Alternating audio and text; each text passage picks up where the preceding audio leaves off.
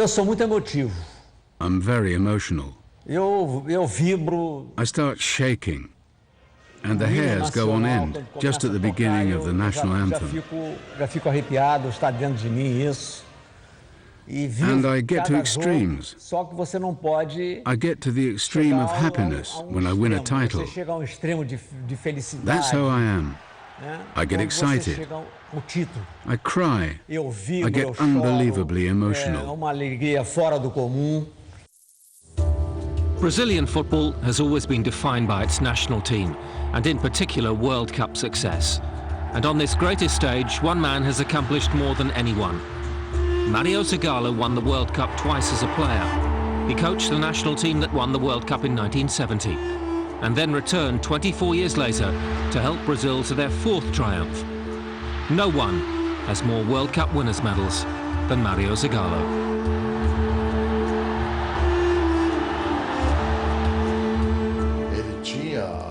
He had his tactics and the way he wanted to play, but he also gave the players freedom if they felt something wasn't working. It's really a unique story. It's an incredible story. He's a person with very strong values who has always lived for football, while also staying up to date with the game. What Zagallo did when he became Brazil manager was not just bring in new players and change the tactics of the team, he changed the whole philosophy of how they played.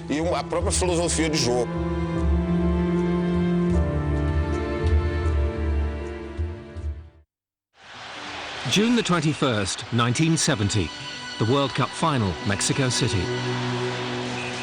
In the searing heat and leading Italy 3-1 with only 4 minutes remaining, Brazil could have been forgiven for playing out time. Instead, they attacked once more.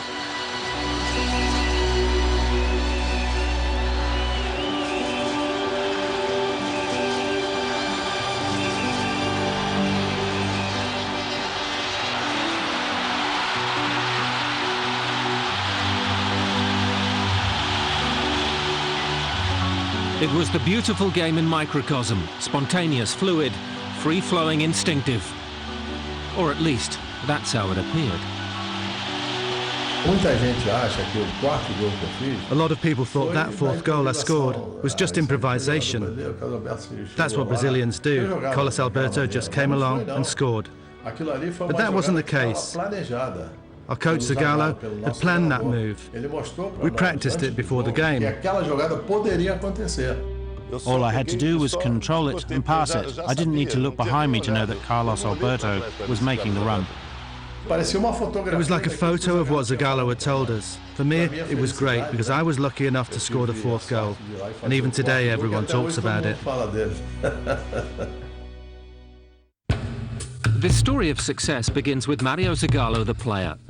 He made his name on the left side of midfield for Botafogo and Flamengo, Rio's premier sides. In 1958, he was part of the victorious World Cup team, scoring the fourth goal as Brazil beat host Sweden 5-2 in the final. Zagallo's contribution to that team was vital. Zagallo was the first ever attacking player to drop back and make up a 4-3-3 formation. He completed the midfield as the third man. I don't think it would be an exaggeration to say that he was the missing link in this tactical formation. And the fact that Brazil became world champions made that formation become the norm. We won playing a really good brand of football, fluid, with a good touch, artistic play. It was incredible and new. Only those who were in the stadium in Sweden could really bear witness to the incredible level of football that Brazil played. 4 years later, Mario Zagallo grabbed his next taste of glory. Brazil defeated Czechoslovakia 3-1 in the 1962 World Cup final. And Zagallo had his second World Cup winners' medal.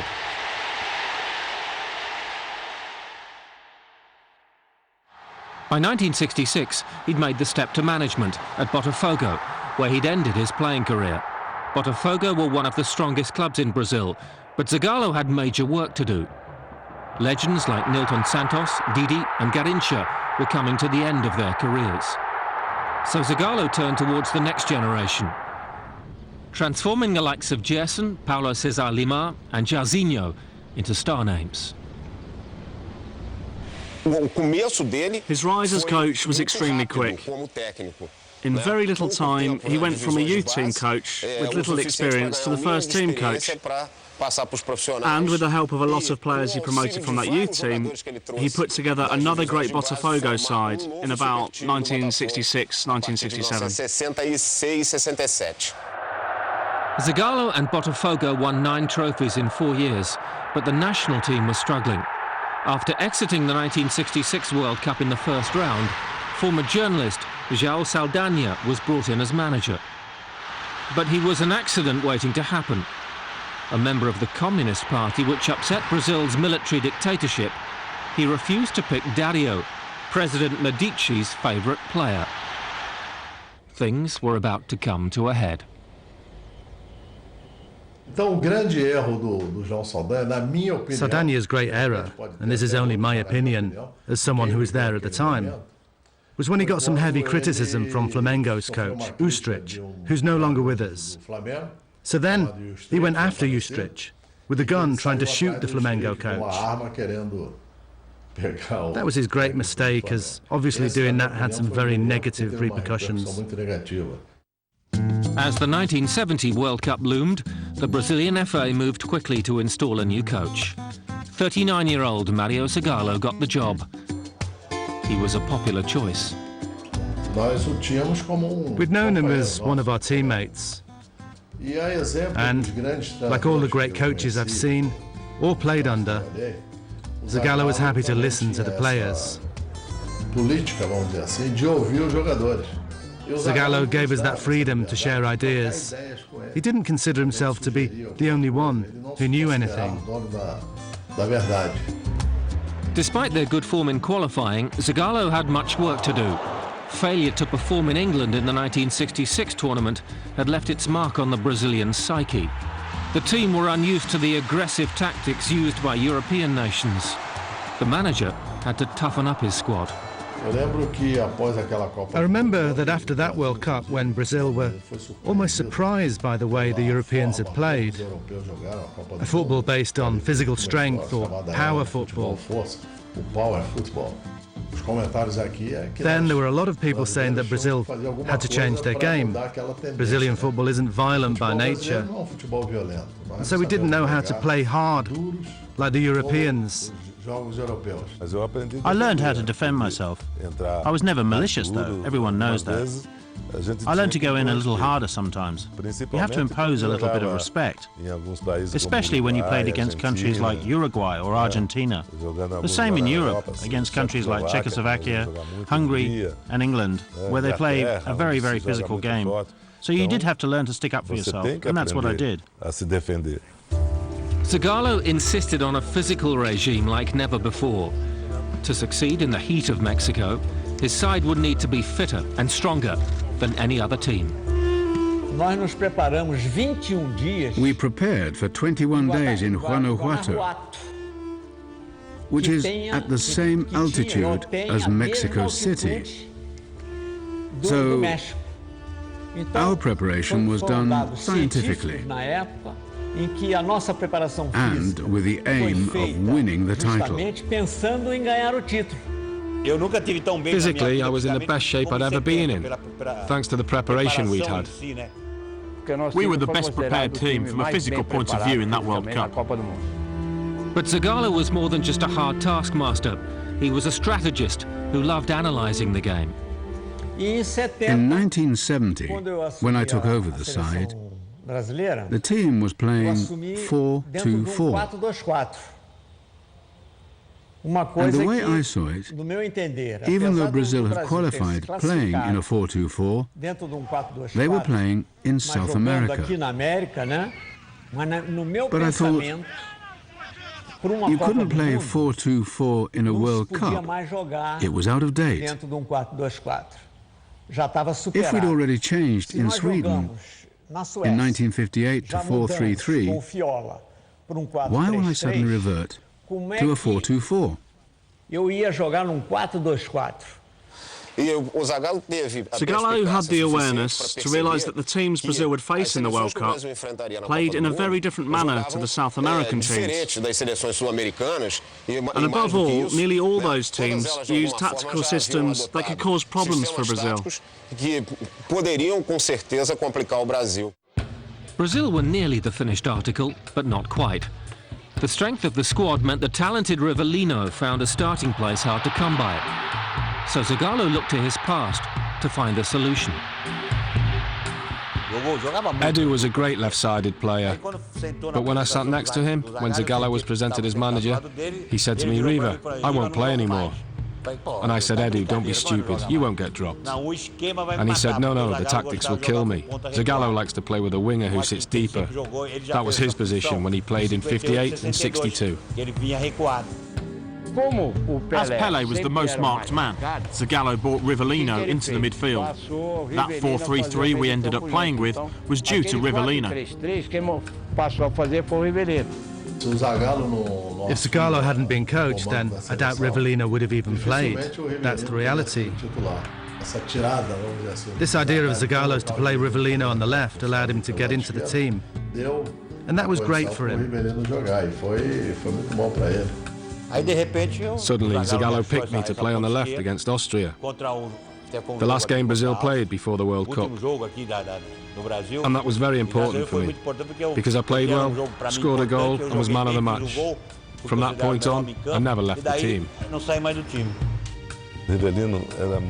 Rivellino is unbelievably intelligent. He was incredibly skillful, especially with his left foot. He scored free kicks, was a great passer, so they tried him out playing on the left wing. And that's when that Brazil side really became complete. It was a masterstroke from the manager. Rivellino was the new star and opened the scoring against Czechoslovakia in Brazil's opening game. A goal from Pelé and two from Jairzinho saw a 4-1 win immediately justify Zagallo's team selection. The hard work behind the scenes was paying off. It was at the end of that game that we felt everything we'd gone through, everything we'd worked for, and it was 3 months of hard work, was beginning to show results. We all felt fine after the match. No one was tired or exhausted. So we said, right, we're ready to win the World Cup. Next were World Cup holders England. Once again, Zagallo's preparation was meticulous. We studied the opposition and had various meetings, and we knew that was the big game of the World Cup for us.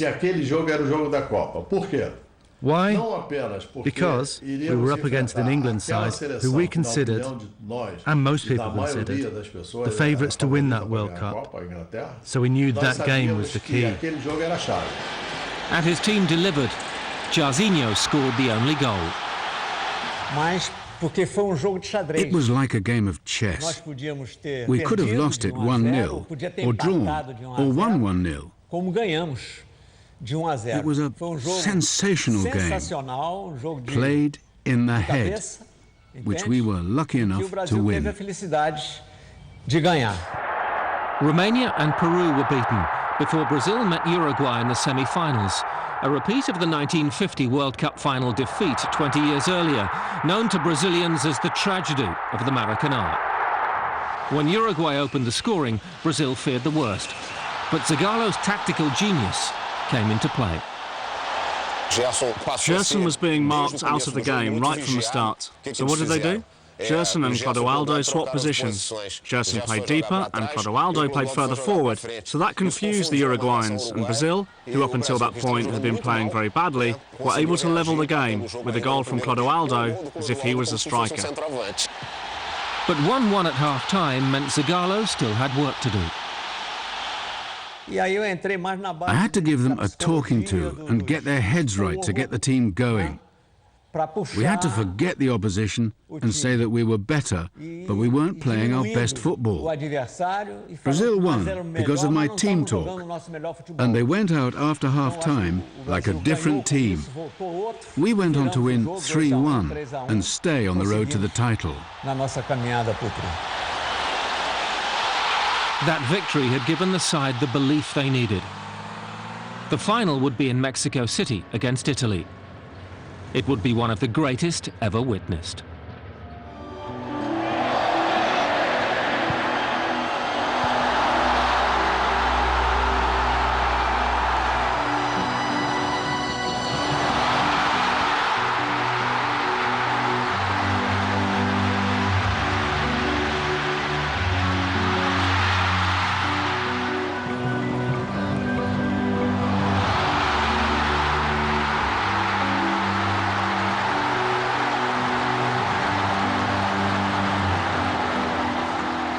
Mario Zagallo had his hands on the World Cup for a third time, the first man ever to win as player and coach. He was the mastermind behind one of the greatest sides the world had ever seen, but with a special bond at their core. It was good, but all the games were good. One of the advantages of Zagallo's team is that we didn't depend on Pelé, or Tostão, or Gerson. It was a group effort. That was the important thing. We won easily. Why? Because our bodies were prepared to play at 2,300 meters above sea level in the capital. And that was because of our preparation in Guanajuato, so that we wouldn't feel the problems that came with altitude. That's how Brazil's third World Cup was won.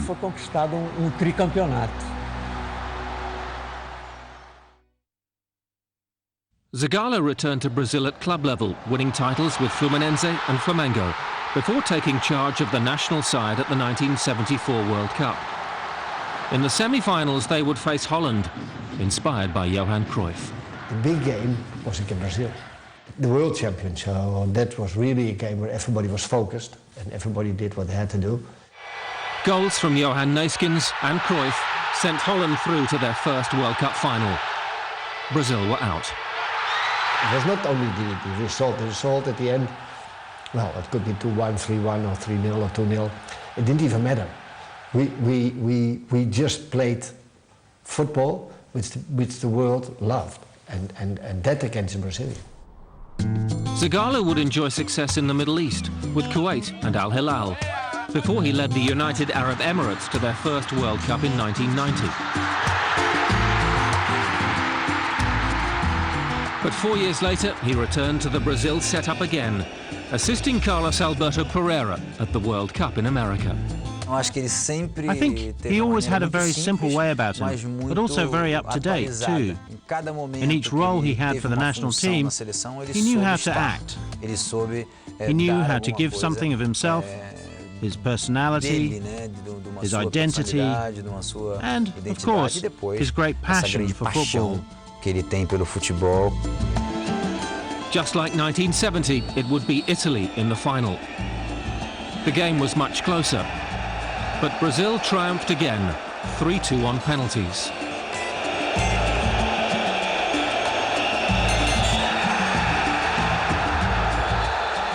Victory would mean an incredible fourth World Cup winners' medal for Mario Zagallo. I always felt we would win. There was just something telling me that at the end of the day, Brazil would be champions. And I think we all had that feeling. And that win led to the renaissance of Brazilian football. That renaissance was led by Zagallo, now head coach of Brazil once again. Nearly 3 decades after managing Pelé to World Cup success, a new superstar was emerging under his care: Ronaldo. He wasn't thrown into the team like Pelé had been, but we gave him the chance to experience being part of a World Cup winning team. Even though he didn't play, he experienced that atmosphere, and that was very important in his life.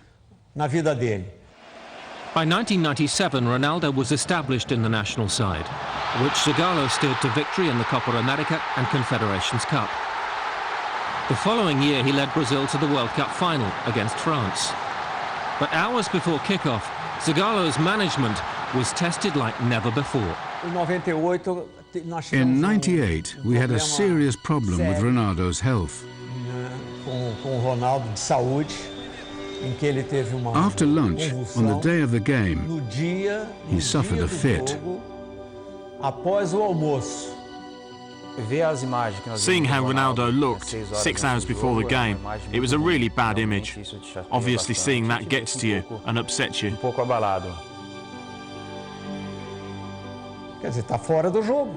He was out of the game. An athlete who just had a fit couldn't play. So he went off to the clinic and I didn't see him again. Ronaldo did not travel with the team. Edmundo was picked in his place. But just moments before kick-off, the picture changed. Ronaldo's there in our little office, already wearing his socks, shorts and shirt. I thought it was strange. But he said to me, "Zagallo, don't take this away from me. I'm fine. It happened 7 hours ago. But I'm fine now. The test gave me the all clear. I want to play." Unfortunately, moments before the game, it resulted in all that confusion as to whether Ronaldo would play or not. Obviously, that affected the spirit of the group. We had to make a decision, and that decision was made. Ronaldo, you do know what you're saying. Zagallo, I'm not a kid. If something was wrong with me, I'd tell you. So what happened? I said, "Right, you're in the team. You'll play." The gamble backfired. Ronaldo was clearly not right, and neither were Brazil. France won 3-0. For Zagallo, there would be no 5th World Cup winners' medal. And to compound the situation, he then had to face the press. Ronaldo ended up playing. I thought several times about playing him or not playing him, but ultimately I thought he might be able to give us a spark. Why play him, Zagallo? He played because he played. I've got the character to come here and talk. You all owe me a lot. I'm here because I'm a man. I have no idea what sort of character you have. I have moral dignity to say what I'm saying. I'm not so sure about you. I understand the situation Zagallo was in. We're not talking about any old player. We're talking about the best player in the world at the time, and a World Cup final. Obviously, he wasn't in good condition, but it's very difficult to criticize the decision. I would do exactly the same thing if the whole thing happened again. In 2006, Zagallo returned yet again to assist Carlos Alberto Pereira at the World Cup in Germany. Elimination, again by France in the quarter-finals, marked his final game with the national team. That 5th World Cup winners' medal never arrived, but his involvement in 7 World Cups with Brazil is unlikely ever to be matched. In April 2011, Zagallo was named an ambassador for Botafogo. Now in his 80s, he hopes his experience and knowledge will help raise funds to invest in youth football. His love for the game remains as strong as ever. Directly involved in 4 of Brazil's 5 World Cup triumphs, Mario Zagallo was a master tactician and a skilled motivator, who's experienced success wherever he's gone. One of football's greatest ever managers, his status as a hero in Brazil is secure. Zagallo was obliged to make fairly radical changes to the national team. And those changes, along with the physical work that Brazil did, all of that led to Brazil winning the World Cup. If you take into account all the titles he won, including the regional titles, then I think you'd have to put Zagallo up there as one of the top 10 coaches in the history of football, for sure. To be able to understand what's going on today and be up to date with everything and understand what's going on inside the heads of players and new tactical schemes over so many years. I'm talking about from 58 to 98. So that's 40 years of football. Then I think that deserves great credit. So I think he's definitely one of the greatest managers in the history of the game. I've got a portrait of me crying at home. I've got a lot, but crying is good. Winning is good, because I won't cry if we're losing. If you cry, it means everything's gone well.